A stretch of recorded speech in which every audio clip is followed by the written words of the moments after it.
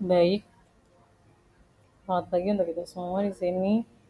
Dengan saya Ursula Giovanni Makai, saya akan membahas tentang bab 4, aspek pasar dan pemasaran. Kita langsung masuk ke materinya, yaitu pendahuluan. Pendahuluan yaitu analisis aspek pasar memegang peranan yang sangat penting sebelum memulai bisnis, karena sumber pendapatan utama perusahaan berasal dari penjualan produk yang dihasilkan.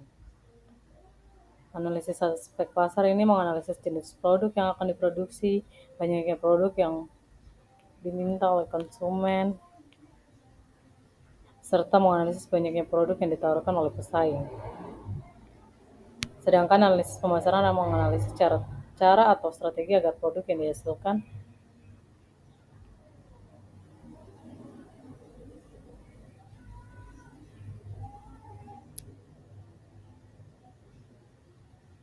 dapat sampai ke konsumen dengan lebih efisien dibandingkan pesaing. Tujuan dari analisis aspek pasar dan pemasaran adalah menganalisis permintaan atas produk yang akan dihasilkan, 2. Menganalisis penawaran atas produk sejenis, 3. Menganalisis ketersediaan rekaman atas pemasok faktor produksi yang dibutuhkan, 4. Menganalisis ketepatan strategi pemasaran yang akan digunakan. Hal yang perlu dipahami dalam aspek pasar dan pemasaran adalah: pertama, strategi bauran pemasaran. Kedua, strategi pemasaran. Kita akan masuk ke dalam pembahasan strategi bauran pemasaran. Strategi bauran pemasaran.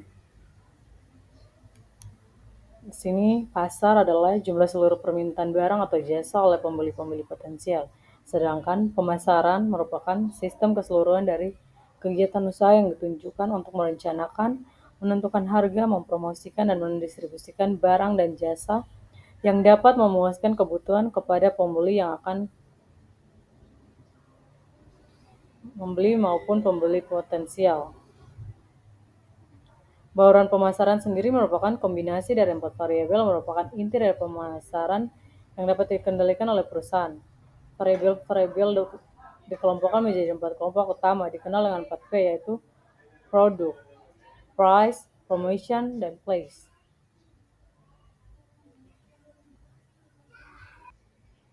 Produk adalah sesuatu yang bisa ditawarkan ke pasar untuk mendapat perhatian pembeli, pemakaian atau konsumsi yang dapat memenuhi keinginan atau kebutuhan.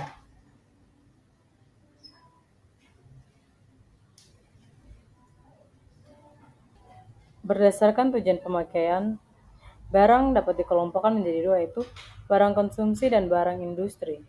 Barang konsumsi terbagi menjadi beberapa kelompok, yaitu barang convenient, barang shopping, dan barang spesial.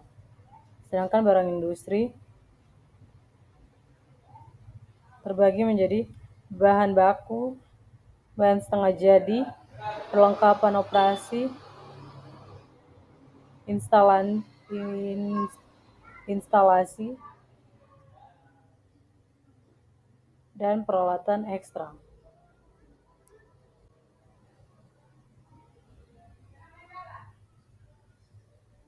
Perusahaan yang menghasilkan barang disebut perusahaan manufaktur, sedangkan perusahaan yang memproduksi jasa disebut perusahaan jasa. Perusahaan jasa memiliki karakteristik yaitu tidak dapat diraba, tidak dapat dipisahkan, sangat beragam, tidak dapat disimpan. Penyusunan studi kelayakan bisnis harus mengetahui posisi produk dalam siklus kehidupan produk. Terbagi menjadi 5 tahap, yaitu tahap perkenalan, tahap pertumbuhan, tahap kedewasaan, tahap kejenuhan, dan tahap kemunduran.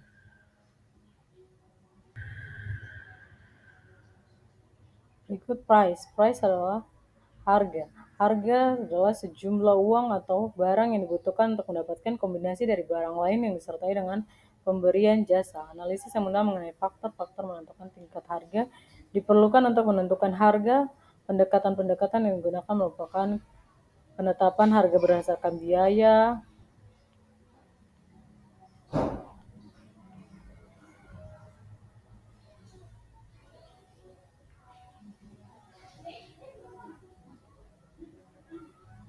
penetapan harga berdasarkan nilai, dan penetapan harga berdasarkan persaingan. Di sini saya mengambil contoh dari penetapan harga berdasarkan biaya, yaitu metode penetapan harga biaya plus. Contohnya itu, seorang pengusaha sepatu menghasilkan 1000 pasang sepatu yang sejenis.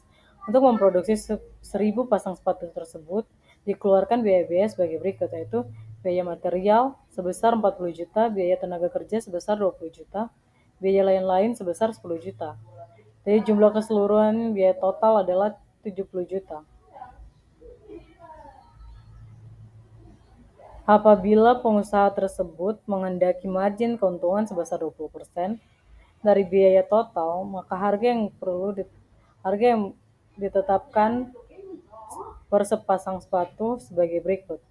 Harga total sama dengan biaya total ditambah margin, yaitu harga total sama dengan biaya total ditambah margin sama dengan 70 juta ditambah 20% dikali 70 juta.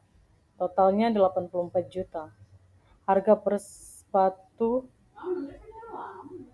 sama dengan harga per unit ditambah sama dengan harga per unit sama dengan harga total dibagi jumlah unit, sama dengan 84 juta dibagi 1000 unit sama dengan 84.000. Dengan margin keuntungan sebesar 20%, maka harga yang ditetapkan untuk tiap pasang sepatu adalah 84 juta.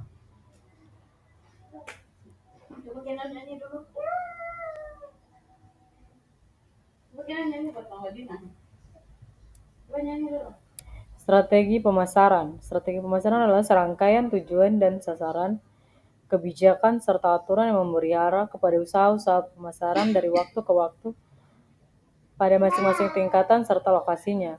Berikut uraian tentang segmentasi pasar, penetapan pasar, sasaran, dan penetapan posisi pasar. Berikut sumber data. Sumber data di sini ada dua, yaitu data primer dan data sekunder. Data primer sendiri berupa kesediaan masyarakat untuk menggunakan produk yang dihasilkan perusahaan, kondisi pasar produk yang akan dihasilkan, strategi pemasaran yang paling tepat, kemampuan para pemasok untuk menyediakan bahan baku, serta bahan baku setengah jadi dan peralatan yang diperlukan proses produksi.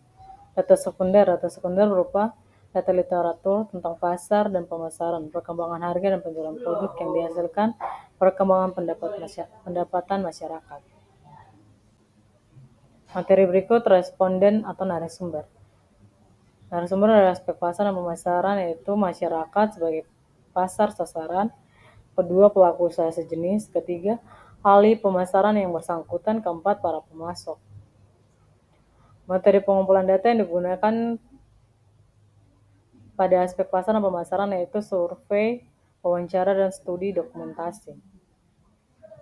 Instrumen pengumpulan data yaitu checklist data sekunder, kuesioner penelitian, dan pedoman wawancara.